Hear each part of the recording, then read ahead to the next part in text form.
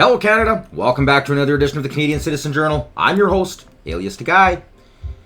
Okay, so obviously, big news, as I reported earlier, Trump's tariffing Canada.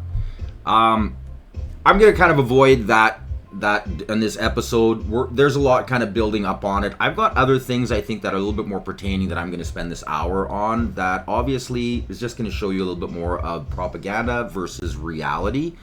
We're going to start off with just a couple stories.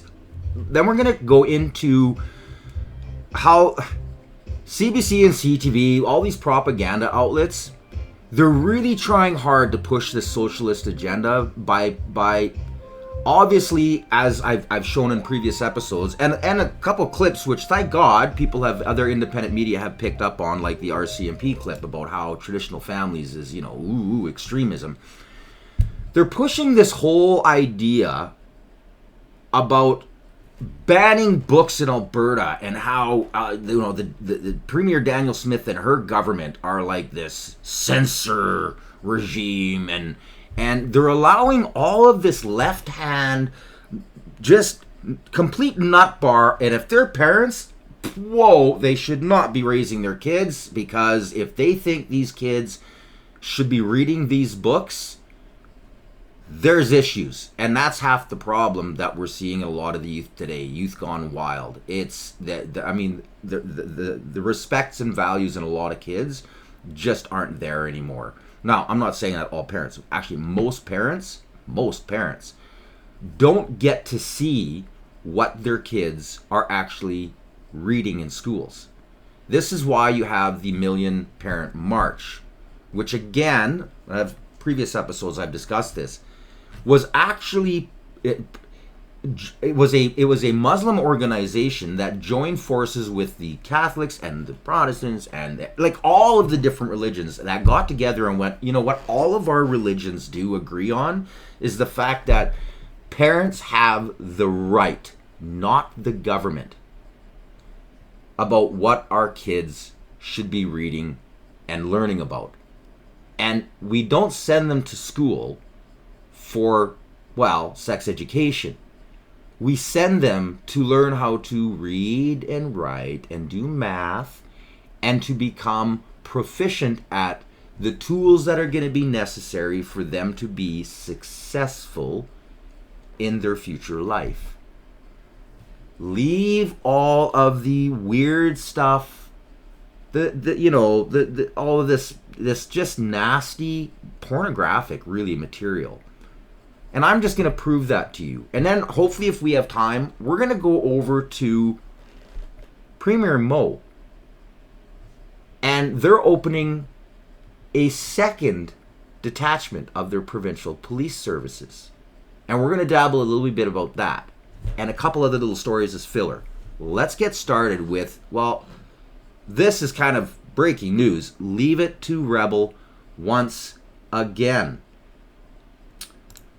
RCMP officer under criminal investigation for threats against Trump during G7 summit. The RCMP would not confirm when the posts were made or what specific information about Trump's movements was allegedly leaked. But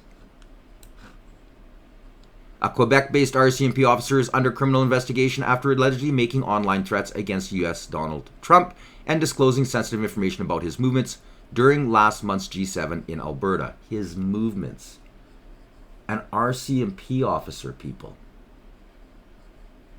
And again, previous episodes, Trump brought the largest security backdrop to our country for the G7, like in history. He had a record amount of military presence, American military presence, to keep him safe in our country. If that doesn't tell you how bad our nation has become, nothing will. And again, like, share, and subscribe, because not a lot of people are aware of this. I was showing the footage. According to a Journal de Montreal report, The officer was part of the RCMP security deployment at the international gathering held in Kananaskis on June 16th and 17th. The force confirmed that a criminal probe is underway, along with an internal disciplinary process, followed by what is described as threatening comments made online by one of its own. The individual made threatening statements on the web, RCMP spokesperson Corporal Eric Gass told the newspaper. He declined to identify the officer or detail the nature of his threats, citing privacy rules, but confirmed disciplinary measures that had already been taken. So why isn't this on mainstream? This goes against their narrative. This would be an extremist. He's going after a foreign government, and he works for our government policing services. Instead, you saw what I showed you on a previous episode, how we have one or two military personnel who are involved in a group that are doing tactical training and are, well, embarrassed and hate socialism. Persecute them, call traditional families extremists, all the rest of that jazz. When in the meantime, this is actually a larger issue. This is why. Most countries around the world are seeing Canada implode, and especially the United States administration. And as always, I post all of my links so you can read the entire article. Leave it to Rebel News. These guys are great. Rebel and Juno, there's some great journalists out there. So we're going to move on. I want to show you a clip, okay? This is Tim Hodgson, the so-called Federal Minister of Energy and Natural Resources. Just listen to this. This is in PEI. Investments such as those we are announcing today and partnerships like the one the government of Prince Edward Island with the government of Prince Edward Island and how we transform potential progress into make Canada an economic powerhouse. I'm honored to once again stand alongside Gilles Arsenault, sitting beside Gilles Arsenault, Prince Edward Island's Minister of Environment, Energy and Climate Action, and First Nations industry and utility partners from across the Maritime provinces as we make investments that support local innovation and affordable energy bills while ensuring stronger, more secure energy future for all Canadians. Today's meeting in Charlottetown reinforces to me that this is the most united I have seen our country in my lifetime. Are you listening to this? Separatism is at an all-time high. You don't have one province. No. You don't have two provinces. No.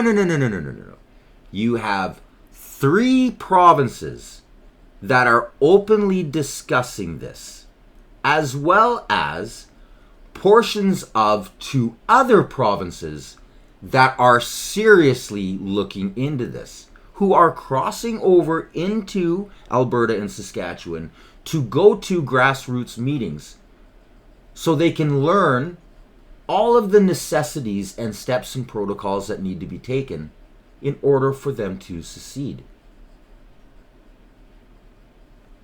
Listen to the script this man is reading. This is a script, clear as day. For the first time in a long time, you have 13 jurisdictions plus the federal government rowing in the same direction with the same goal. And given the letter we saw from the President of the United States last night, it's hard to overstate how important this is. So what's the goal? The goal is learn your notes or speak the truth, one or the other, because this guy looks like a buffoon. Well, he is. He's just reading talking points.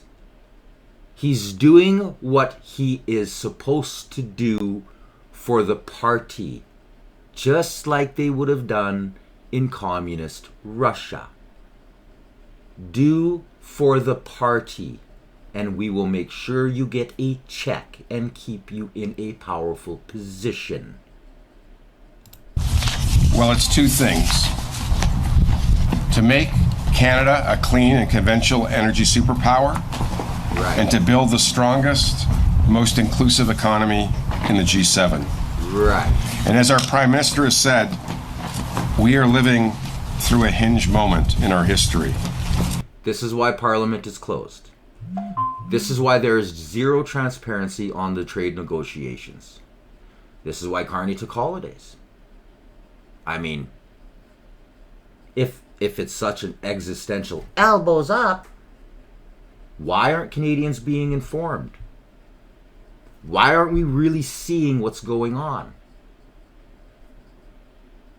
Well, breaking news. And once again, leave it to one of the greatest journalists in Canada. This is from the Bureau. PEI backroom boys shape policy for PRC trade interests just like Quebec's power core. Prince Edward Island has long projected an image of pastoral charm, close-knit communities, democratic small-town values, yet behind this bucolic veneer lies the unsettling reality. A tight-knit power elite manipulates political outcomes and public narratives for personal enrichment and geopolitical convenience. What our investigative team have uncovered is in preparation for our upcoming book, Canada Under Siege, is that like much of the infamous sway of Power Corporation in Quebec, where corporate titans have been long rumored to have handpicked premiers and shaped national policy, PEI's political machinery is not as democratic as it appears. These unelected power brokers thrive in the shadows, a club of influential black backroom boys, ensuring that elected officials reflect their interests rather than those of the general populace. The consequences are profound, especially when foreign interests, such as those suspected of ties to the People's Republic of China, enter the picture. What we found on Canada's East Coast, specifically in PEI, is a striking extension of the networks I first encountered as an RCMP liaison in Hong Kong in the 1990s. Findings I later shared and developed in the background alongside my CSIS colleague Michael Gino-Cassio in the seminal Sidewinder Intelligence Report. Previous episodes, people. Nothing captures the shock of how deeply Beijing's networks have embedded themselves across Canada from coast to coast, more vividly than what we uncovered while delving into a peculiar conglomeration of Buddhist groups bearing Chinese Communist Party characteristics. At the heart of this discussion lies a little-examined Bliss of Wisdom Buddhist foundation, which has deep financial and ideological ties to the PRC, despite mounting evidence linking the organization to Beijing's United Front Work Department, China's global political influence arm. The issue is consistently downplayed or ignored in provincial discourse. Why? Because the elite class that manages the political landscapes has no incentive to raise alarm bells over what may seem as lucrative foreign investments. The same hands that select premiers, shape party platforms, and influence policy are often entwined with global capital, including money flowing from Chinese interests. This pattern mirrors the modus operandi seen in larger provinces like Quebec, where Power Corp's influence over political life is legendary, just as in Quebec, where complex networks of corporate influence quietly determine who leads and what policies rise to prominence. PEI's democratic processes are steered by a clique of insiders whose loyalty lies more with wealth accumulation than with public service. Perhaps most insidiously is the power elite sustains itself through economic manipulation. An often overlooked strategy quietly embedded in the political philosophy of Canadian liberalism has been the deliberate expansion of both the middle and wealthy classes, as one insider bluntly stated. The extortion of the economy to create an even larger middle class, the Liberals needed to increase the wealthy class to stay in power. They need to create a bigger portion of rich and poor people.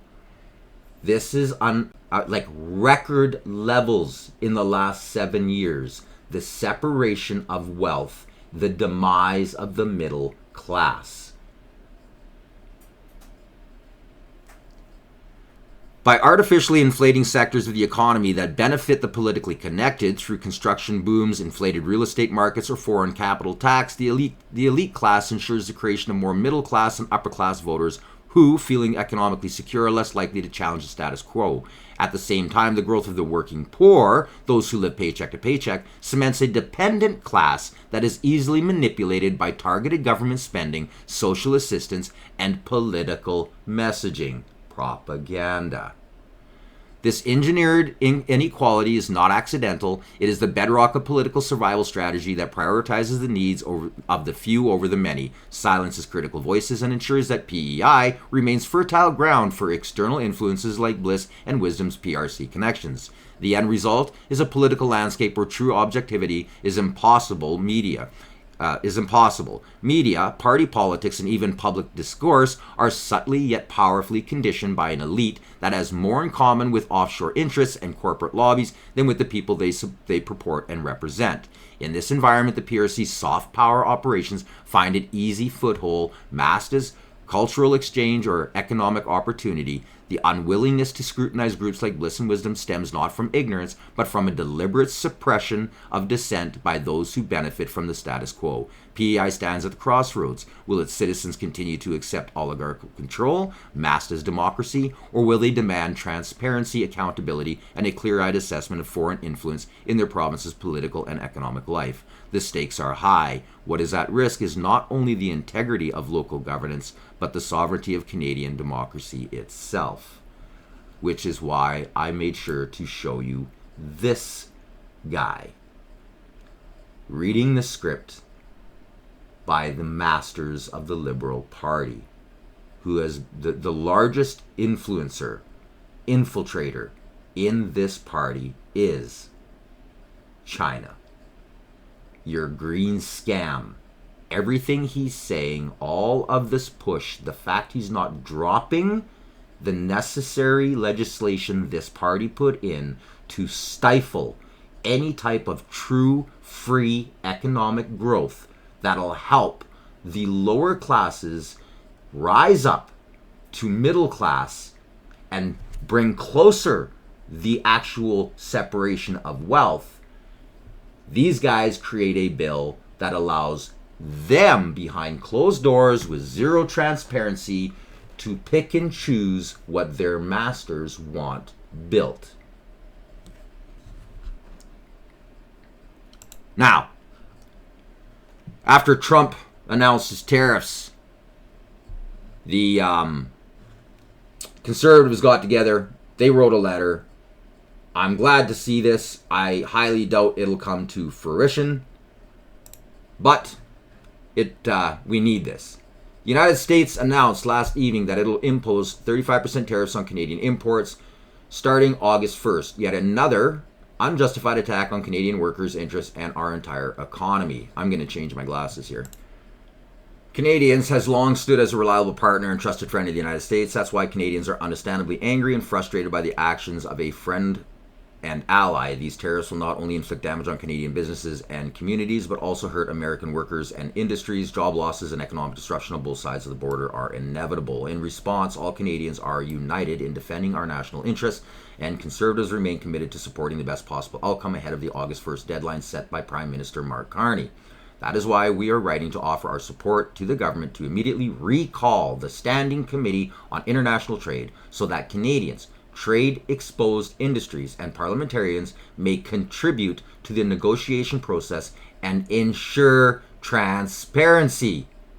President Trump's tariff announcement is the latest growing of the last trade-retaliated actions unfairly targeting Canada. We believe that the committee can play a meaningful role in guiding the government's response and in offering Canadians a clear understanding of the negotiation status. The committee should also examine unresolved U.S. measures, including those affecting Canadian steel, aluminum, copper, blah, blah, blah, blah, blah, to resecure exemptions from Buy America provisions and defend Canada's agricultural sectors.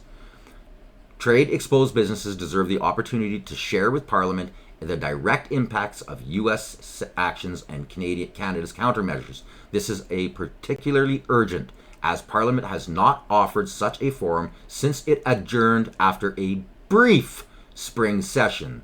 The Prime Minister has stated he could solve these issues in ways that are good for Canada and that the right deal is possible. Canadians are rightfully concerned about their livelihoods, and they deserve a full and honest account of the government's strategy and progress to deliver on that promise. Conservatives are ready to collaborate with the government and all parties to protect Canadian jobs, industries, and our economic future. Signed by a pile of Conservatives.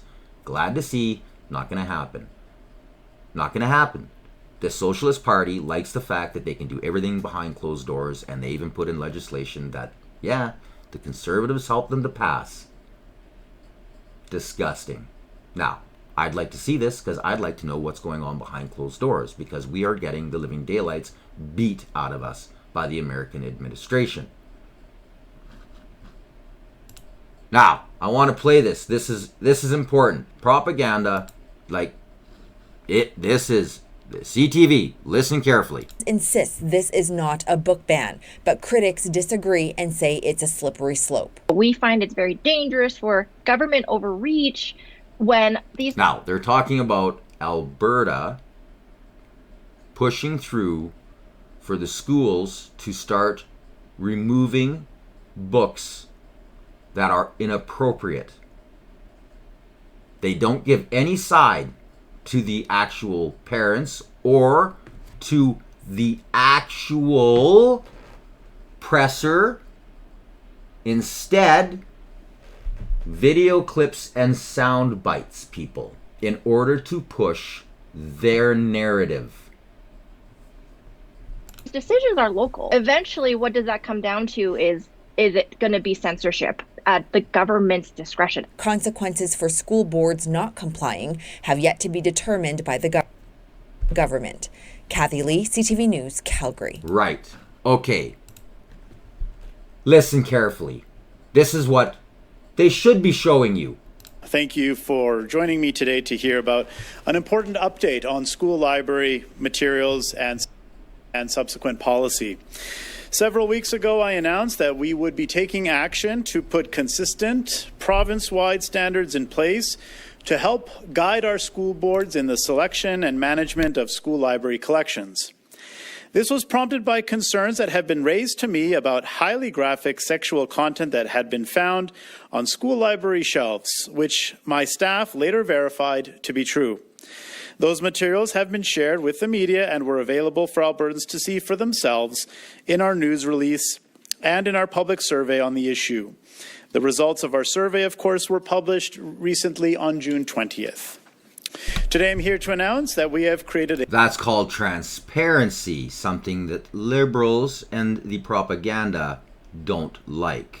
a balanced province-wide standard to ensure school library materials are age-appropriate and free of sexually explicit content. I am confident that these new standards strike the right balance of supporting the important role school boards, librarians, teachers, and staff play in selecting school library materials while setting clear expectations as it relates to sexual content. This is an important step because, and I can't stress this enough, until now, Alberta schools had zero standards for selecting age-appropriate books for libraries. Today I will walk you through the standards and then I'll be happy to take your questions. The new standards are set out in a new ministerial order which is now published on the Government of Alberta website. Under the new standards, school libraries are not permitted to include material containing explicit sexual content. Now, I'm going to go back and show you this CTV clip. Now that you've heard right from the Alberta government, listen, but even more so, watch. Alberta schools will soon be pulling books from library shelves. CTV's Kathy Lee on what's sparking the controversial ban. A new chapter for Alberta school libraries. The government announcing what it calls clear guidance on the kinds of books that shouldn't be on shelves. School libraries are not permitted to include material containing explicit sexual content. The province defines explicit sexual content as containing a detailed and clear depiction of a sexual act. The announcement comes 2 months after. Now, you saw that. I'm going to rewind it. These channels are allowed to say pretty much anything they want, whereas us independents are heavily censored. Now, if they have to censor the material they're showing to your children, do you really think it's age appropriate? But the media does what the media likes to do: protect this socialist government and keep pushing this agenda, forcing it down our throats. Watch how they misguide. And right away, this is a book banning with video clips and sound bites, instead of showing you what you actually should be seeing. A detailed and clear depiction of a sexual act.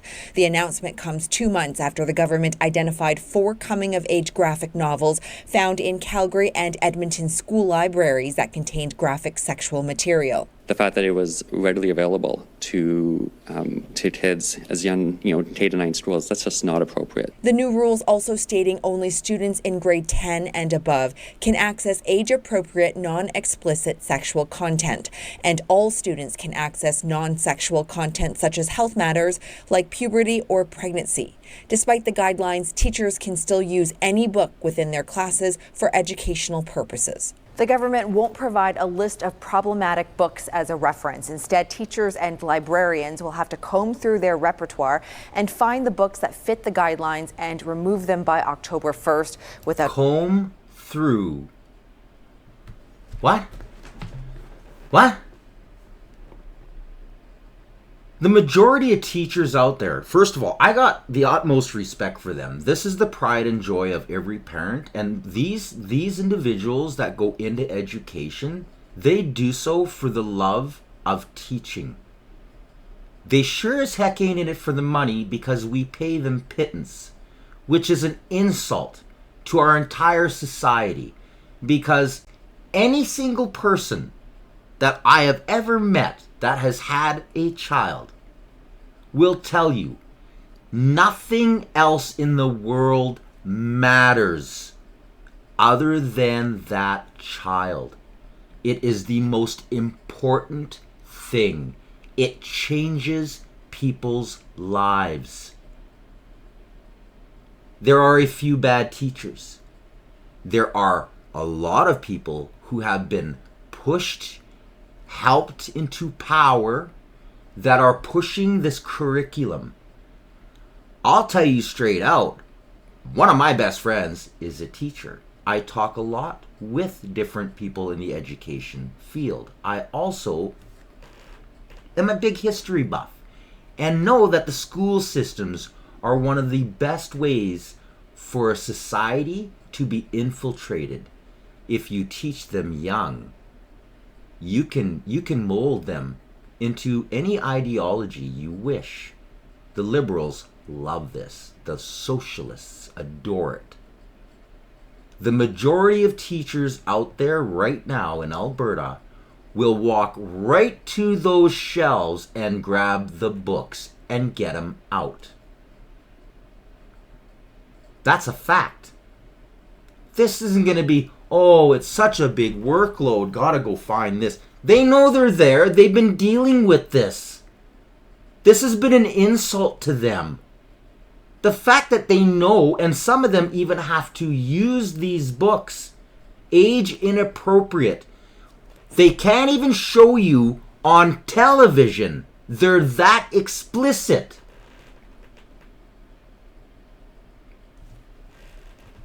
This is 100% propaganda.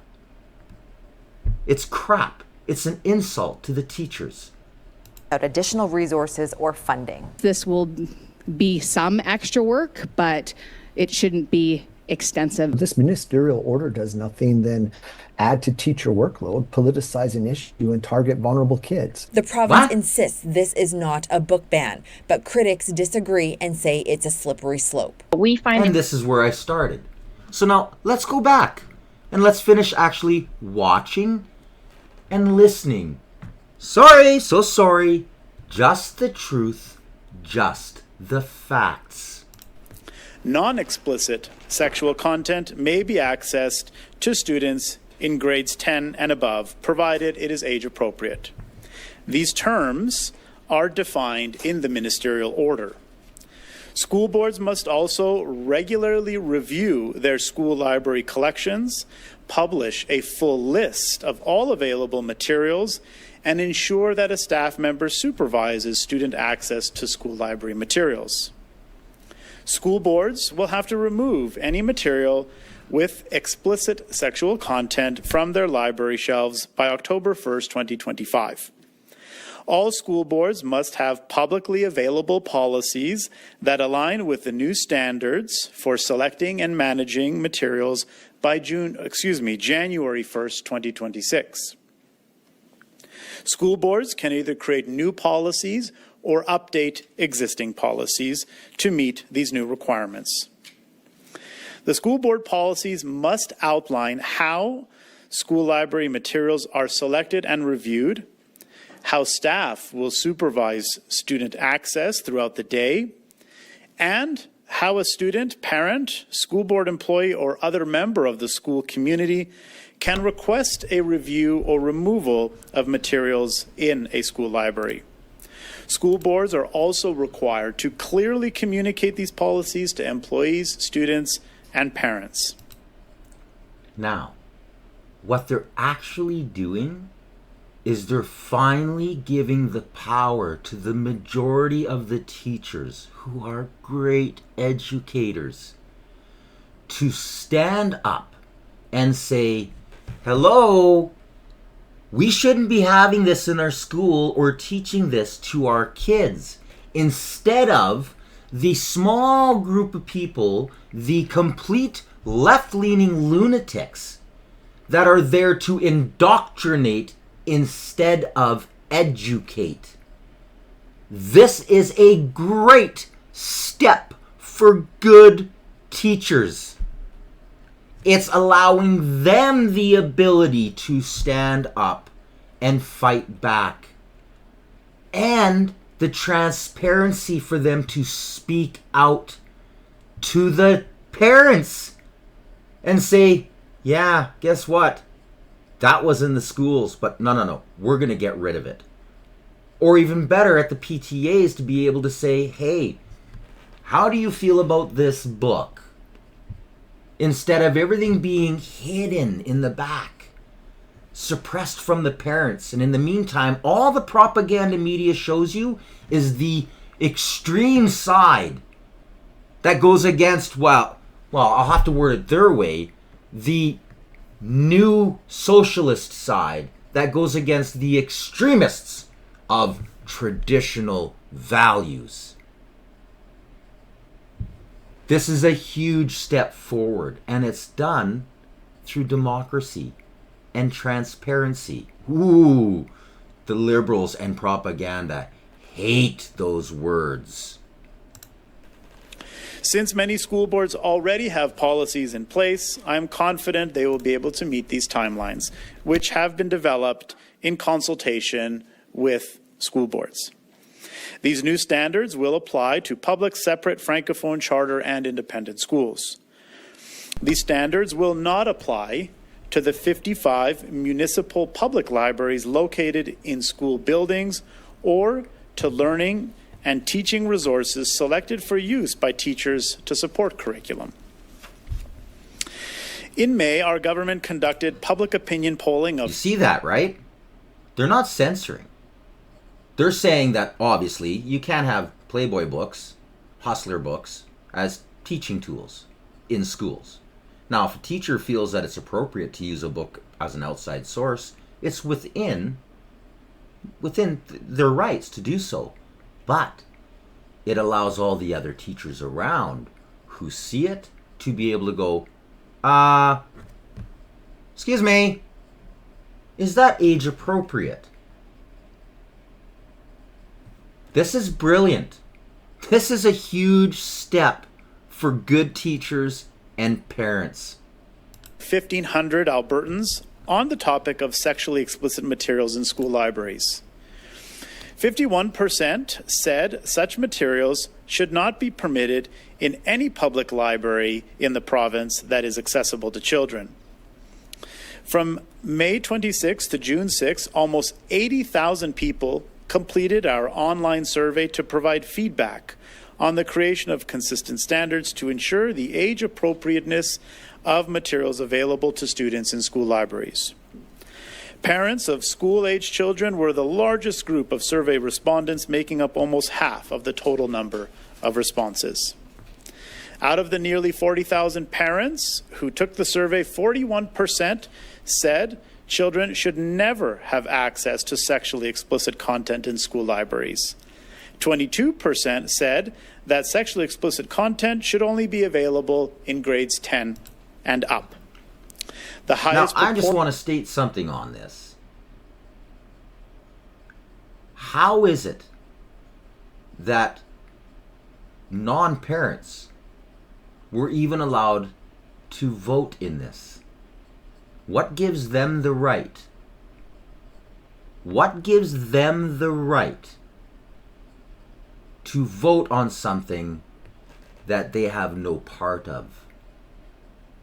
This is the gray area that democracy allows. This is why I always say, please like, share, and subscribe, because there's a lot of parents out there that weren't even aware that these surveys are going on, because mainstream doesn't want them to know.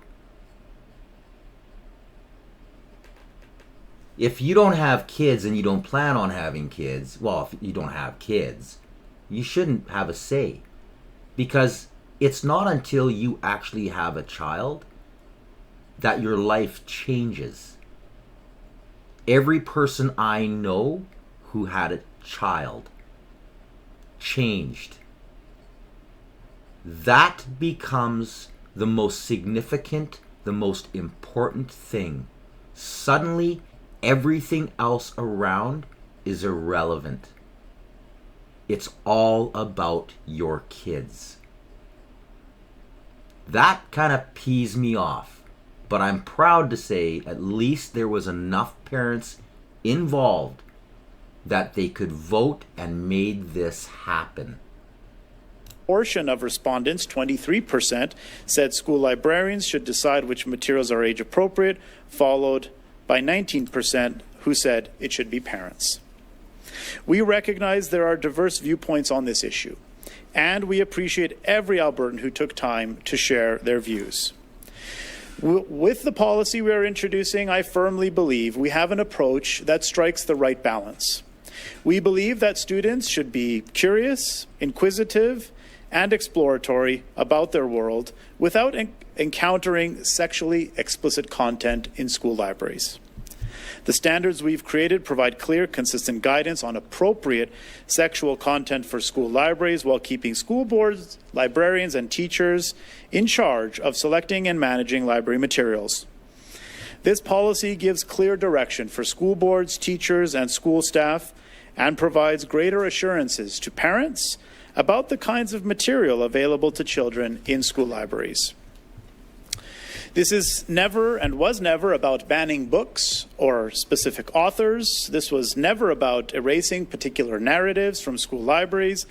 This is simply about ensuring young students are not exposed to content depicting oral sex, child molestation, or other very inappropriate content.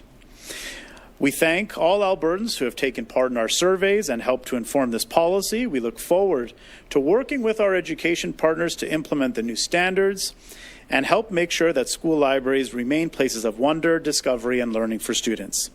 It's now my privilege to invite Blaine Badiak to the podium to share a few words. Thank you very much. Thanks so much. Thanks for being here. Good afternoon. Sorry. This is the first time at this podium. Thank you, Minister, for inviting me here to speak on this important policy, one that puts a focus where it belongs, on ensuring kids can be kids. I understand that this can be a charged topic, and as a member of the LGBTQ community, I want to be crystal clear about what this policy is and what this policy is not. This policy is about ensuring children are not exposed to inappropriate sexual content. It is not about erasing LGBTQ stories, and it is not about banning books that have LGBTQ themes. It has absolutely nothing to do with that. This is a balanced policy which ensures that children are not exposed to the images that we all saw when the minister first announced that he would be addressing this issue. Just as a reminder, those images included depictions of oral sex, child molestation, and other material that is widely inappropriate for young students. LGBTQ youth deserve to see themselves reflected in stories that affirm their identities and experiences. To suggest that such representation must include sexual content is not only false, it's a disservice to the LGBTQ community. It sends the wrong message. For a teenager who may be questioning their gender identity or sexual orientation, representation matters, but it must be age appropriate. Non-sexual, identity-affirming stories are critical for helping them understand who they are without confusion, pressure, or exposure to content that they are not ready for. In fact, limiting LGBTQ representation only to stories with explicit content does real harm. It reinforces the harmful stereotype that our identities are inherently sexual, which we know is not true. It hurts the community way more than it helps. She worded that perfectly. The saddest part is that now, I believe in freedom and I believe in equality. I have friends, and I hate even having to say this, that are part of the LGBTQ, because I don't look at them as being different in any way. I don't. They're human. They have their rights. They're great people. It's these small percentages that have infiltrated and are pushing the wrong messages. And it's put this whole dysphoria into the youth. She worded it perfectly. It's become now where all of a sudden it's all about the sex. That's not what this is about.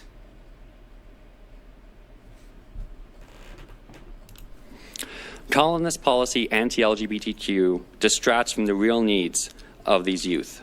Many LGBTQ adults support policies like this because we remember what it was like to be young, vulnerable, and confused. We wanted guidance, safety, and support, not adult content we were not ready to process. We want LGBT youth to grow into confident, healthy adults. That starts with allowing them to be kids first, free from adult decisions and adult material until they are ready. In closing, let's elevate this conversation because our kids are watching. They need to see adults who can talk about difficult issues with respect and compassion. That's not for that why we're here, to put children first. And that includes LGBTQ youth who deserve stories that are loving, caring, supportive, and appropriate for their age and stage of life. Thank you. I would now like to... Boom. Now, I'm going to attach an interview that she did with, of course, Rebel News. And it's a great discussion about how propaganda has allowed this idea that conservatives and libertarians are like against this whole LGBTQ. That's the furthest thing from the truth. The reality is, none of us believe in tokenism, in inequality. Nobody should be treated any differently. And that's what the lefts do. Everything's about tokenism on the left. This is a great article, and she goes right into it on saying she feels much safer surrounded by conservatives than liberals, because she knows she's treated as an equal on the same playing field with the same rights and freedoms. That alone needs to be spread around. Instead of this propaganda pushing out this whole fake ideology that for some reason conservatives are right-wing extremists, just untrue. It's so untrue. Now, we're going to go to the questions. Some of these, this is craziness. Adam McVicker with Global News. Minister, thanks for taking my question. You said this isn't about banning books or erasing narratives. That's not the intended result of this. But what if that becomes an unintended result of this move here? Well, the government of Alberta does not have the authority to direct a school board to remove any kind of particular book.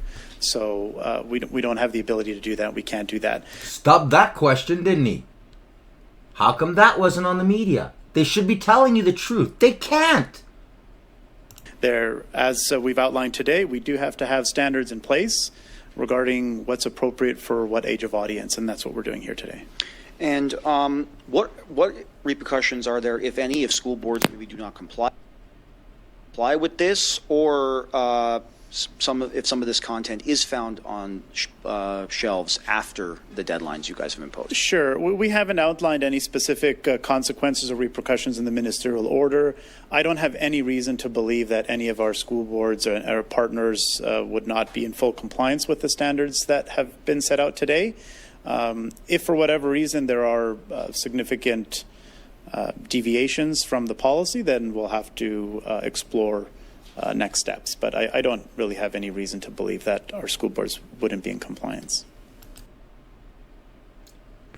Because they're allowing the freedom now of good teachers to expose this and the transparency to be given to the parents, they should theoretically be able to sweep up this mess that's been brought into the schools.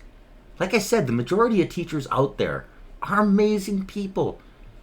The sacrifices they give, they sacrifice their entire life of living in like an underpaid, high stress. The amount of hours that good teachers put in, the majority of teachers, if you work it out, they're making like $12 an hour. It's not just this 8 till 4 day. These people dig into their own pockets for certain supplies. They work huge long hours in donating their weekends. All of the after-hour work, from setting up the next day's agenda to going through the curriculum and organizing it in order to marking all of the exams. Think of the amount of papers that these people read. Especially when they start to get into a lot of the older ages when essays and stuff are involved. They can't scour through this and just go, oh yeah, okay, that's good. They have to read it. There's a huge amount of work involved. These teachers need to be given the respect and personally the raises for the jobs that they have. And first thing we can do is allow them to have their voices without being persecuted, especially from a lot of the hierarchy that has been shoved into these schools. Expose it all and it will clean itself. Sunlight is the best disinfectant. That's what they're doing here. Both the Edmonton Public School Board and Calgary Board of Education said that they were unaware and surprised of the investigation, of your investigation when you first announced your plans back in May. Why was surprising them with the news, the route you took? And with this new announcement, have you made them aware of these new guidelines? Yeah, absolutely. It's my practice to always provide our school boards and other partners with notice before any kind of announcement like this is made. So that was done when we first announced our intent to develop new standards, and that was done just now, about maybe an hour and a half ago upstairs. I had a roundtable conversation. I think there was about maybe 160 attendees on the call, where I was able to walk them through what the announcement was that I was about to make and give them an opportunity to ask questions. Yeah. Now, a lot of these hierarchy are coming out saying, well, they just dropped the bomb on us an hour before. Do you know why? Because if they would have told them in a day's notice, they would have had the power of propaganda in order to push a narrative before this even came out. This is the society we live in. This is what you get when you have got a completely morally corrupted media. They're forced to do that. So the media is already pushing this. Oh, well, they just dropped the bomb. Oh, that wasn't real consultation. No. They had the consultation, which he talked about earlier. They ran a survey, which was already disproportionately allowed people who shouldn't have been in the survey in the survey. Propaganda. The power of propaganda. Thank you. And then I actually have a question for Blaine, if you wouldn't mind.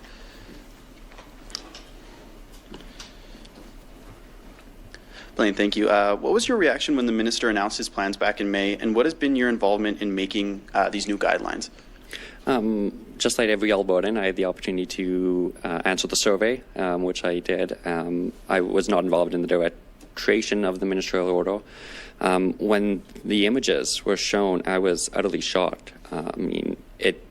No kid needs to see that, especially, I think in my future, as a future mom, I definitely don't want my kids to ever see that stuff. And the fact that it was readily available to kids as young, K to 9 schools, that's just not appropriate. So I thought it was really important that this policy come forward, and I was very disappointed that some people chose to label this as a witch hunt against the LGBTQ, and it just simply is the opposite. It's really about protecting every student, and I think LGBT students need that support as well, and that's what they didn't do this. Thank you. Thank you both.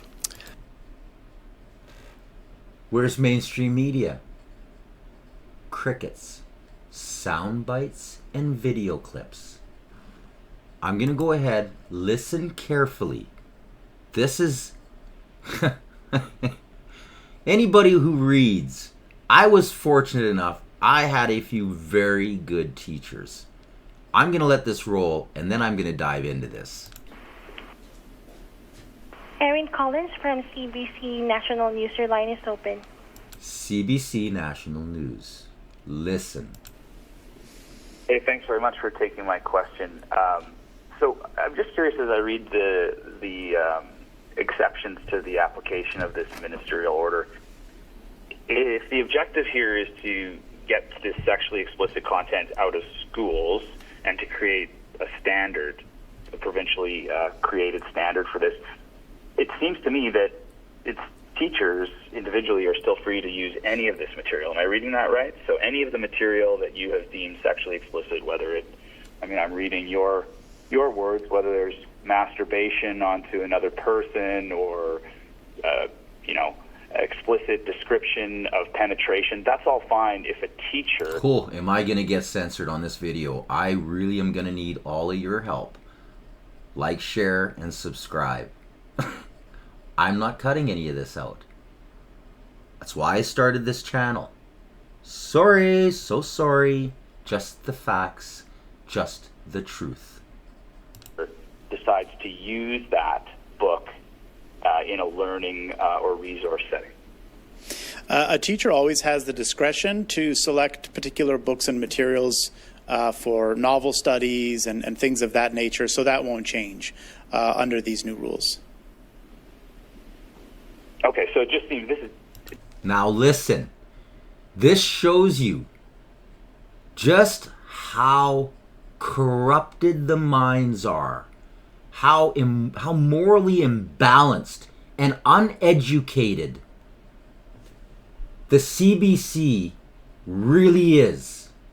It just seems like it's kind of not doing all that much if it's allowed. Just second question, I guess.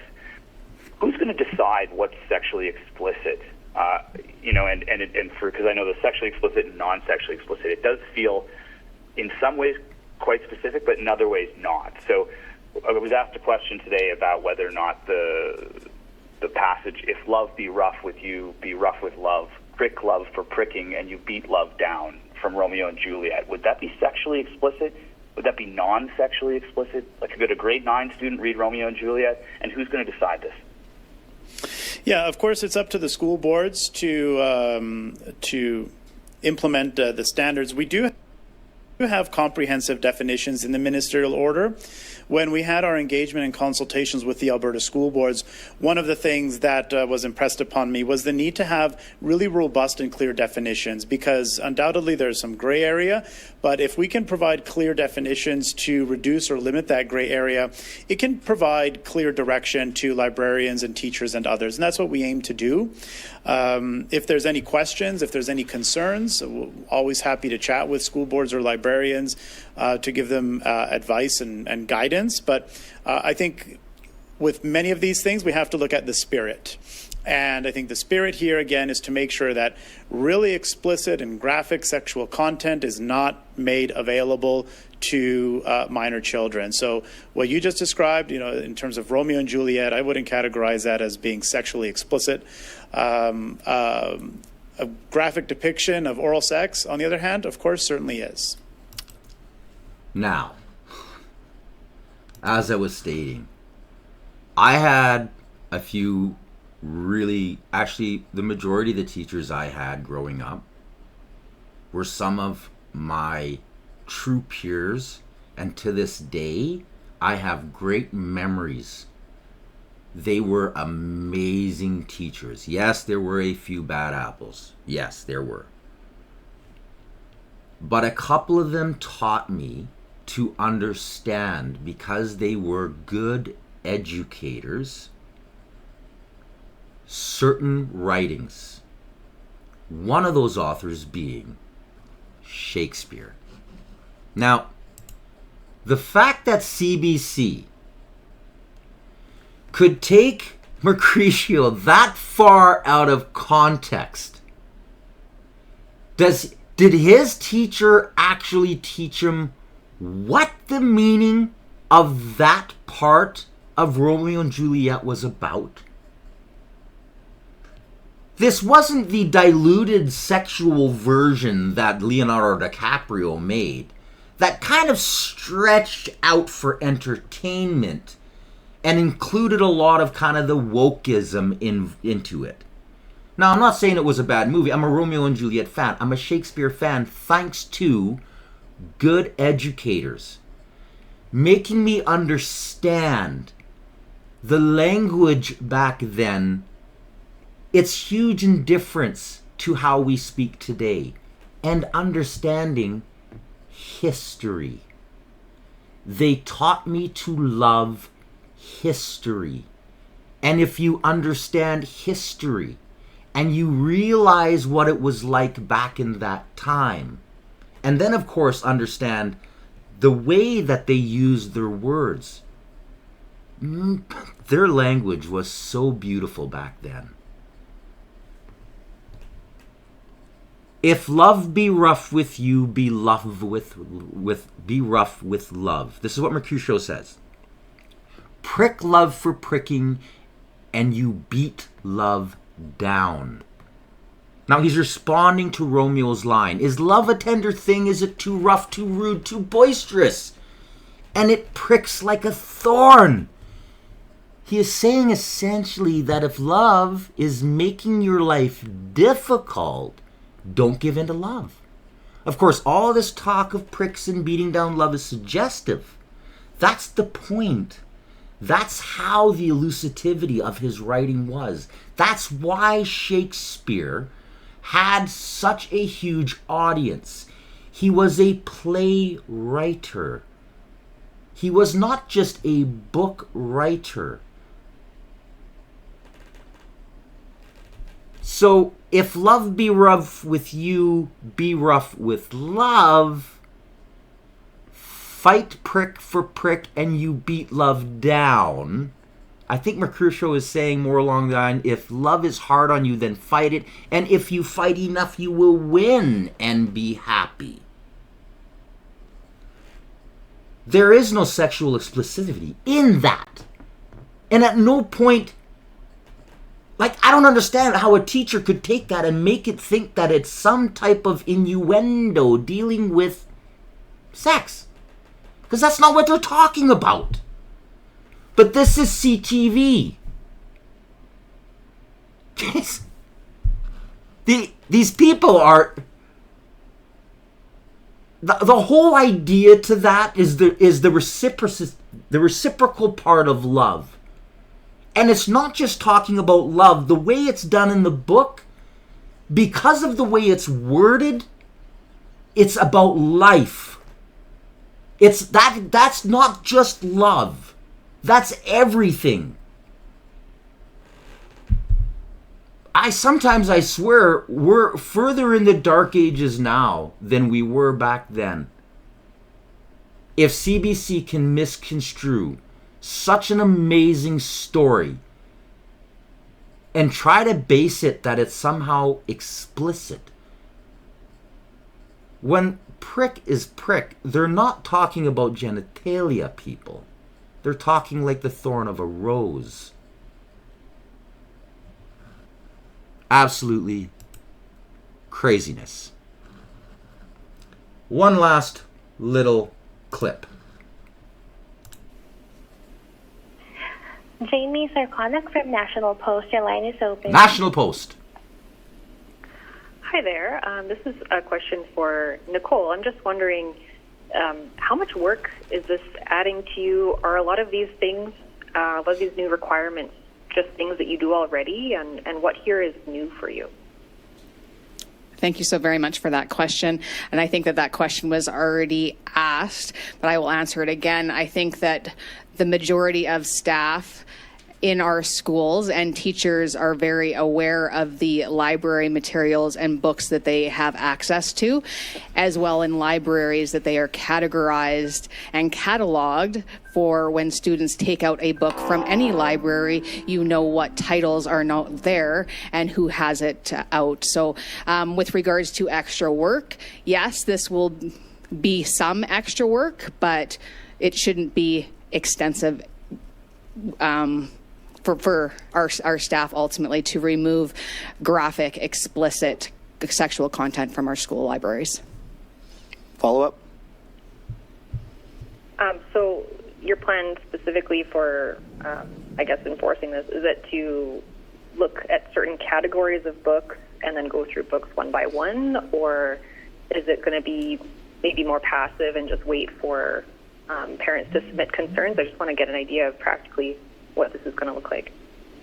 I think as the ministerial order states and as the minister has advised, the main reason that this has come to light is to remove graphic, sexual, explicit content out of school libraries. There are several books that have already been named. There is several other books that are on a ban list that depict sexual graphic content that should not be available to minor youth students. All right, that's all the time we have. There it is. There it is. And as always, I'll post all of the links down below. What mainstream twists I'm here to straighten out. I'm running out of time. I'll have to deal with Mo on another episode. I hope you enjoyed today's episode. Once again, I'm going to be heavily censored. I allowed a lot of words. Oh boy. And I'm always censored, but some shows more than others. I really do think shouldn't say it that way. I will need all the help possible to make sure that the truth, so sorry, just the facts, get out there. Parents need to see this. Teachers need to see this. They need to see and understand. They are respected. They are loved. With the highest admiration. Because we know, society knows. Most people, when they go pick their kids up, they have a relationship with these teachers. You get hardcore left and hardcore right, spreading kind of these both sides of the spectrum, making it seem either way worse than it is, or the left trying to push it and make it worse. How about we allow the parents and good teachers the ability to do what they do, which is love and educate these children, and get the politicians, the freaks, and the people who have no right to even have a say about what's going on to other people's children. Once again, please make sure you like, share, and subscribe. By the way, check out my store. Like I said, the CBC shirts are definitely a lot of people actually on some of the places where they're being posted. They're like, "These, oh, that's a great shirt. Too bad they're not real." Yes, they are real, people. Yes, they are real. And I will be putting more out here in the next coming weeks. Like I said, it takes a while for the graphics to get through to the actual printers. And we do a lot of collaboration back and forth in order for this stuff to be able to be produced. And of course, there is a major quality control that I try to really ensure. I don't want crap. I want good products. I want it to last long. And I want it to be fashionable and good quality. So, anyways, I'm gonna call that an episode for today. Make sure you like, share, and subscribe. If you are, punch that notification bell. It not only helps me grow the channel, you won't miss any future episodes. Until the next time, thank your teachers. Tell them that you respect them and allow them to have their voices heard. And stay informed.